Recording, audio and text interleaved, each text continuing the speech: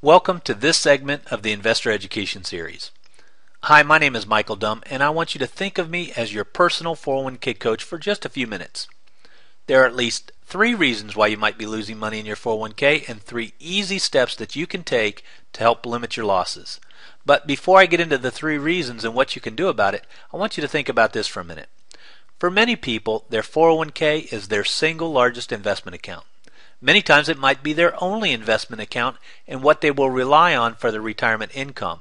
So it only makes sense to take extra care of that account. Wouldn't you agree? So the first reason you might be losing money in your 401k is you're not properly diversified. And no, owning an S&P 500 index fund is not being diversified. Yes, it's true your fund holds 500 stocks, the same 500 stocks as the index, but they are all in the same asset category. U.S. large cap or large company stocks. What this means is that these stocks all tend to move in the same direction at the same time. So what can you do about it? Well, obviously you need to diversify your portfolio.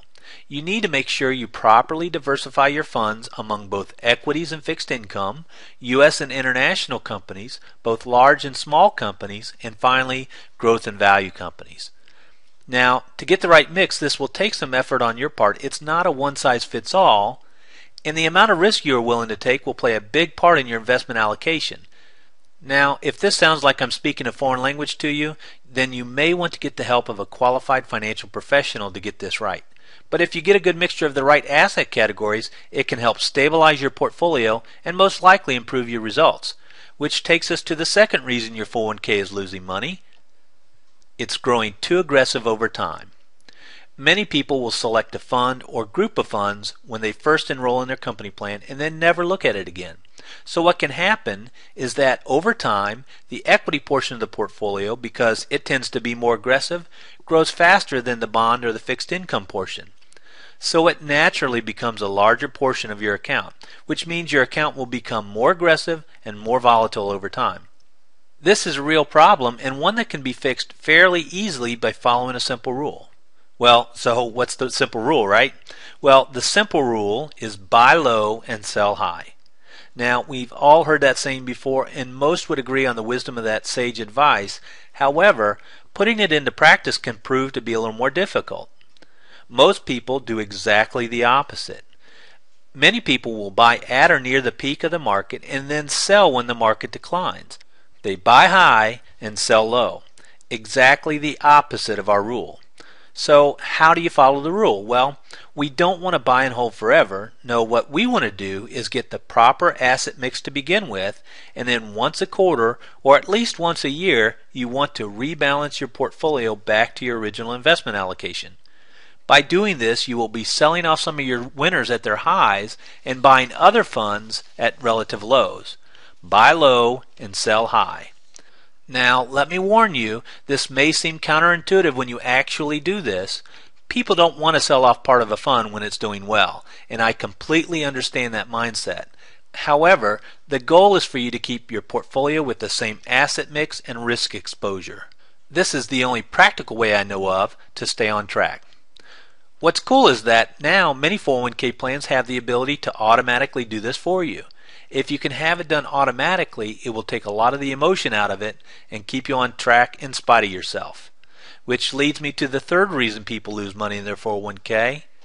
They are chasing market returns.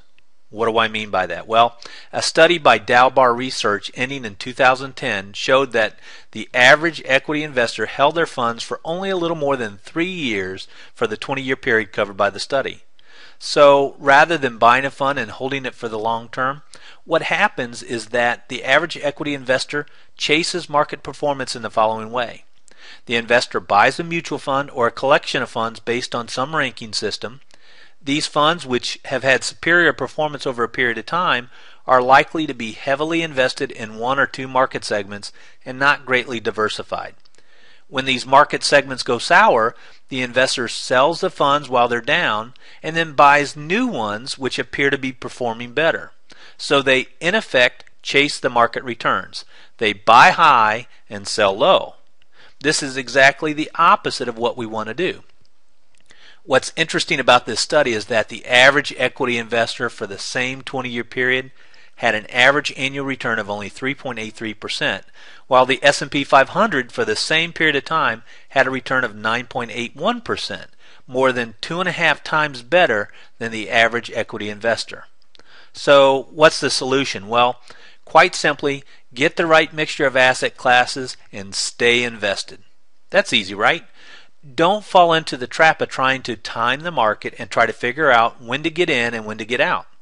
This is a foolish strategy, and even the so-called gurus don't know when the market is going to go up and when it's going to go down. So most people, including you and I, will have a great deal of difficulty in timing the market. So the best plan is to have a strategy that doesn't require us to do so. Wouldn't you agree? So to sum it up, the 3 easy steps to limiting losses in your 401k are: diversify your portfolio, rebalance your account periodically, and stay invested.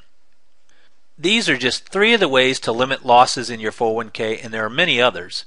If you would like to learn more ways to avoid the common mistakes people make with their 401k plans, just download your free copy of our Consumer Awareness Guide called The 10 Biggest 401k Blunders People Make and How to Avoid Them. The guide is free, and there is absolutely no cost or obligation on your part. Just fill in your name and email address in the space provided, and we will send it right out to you. Thank you for listening to this segment of the Investor Education Series.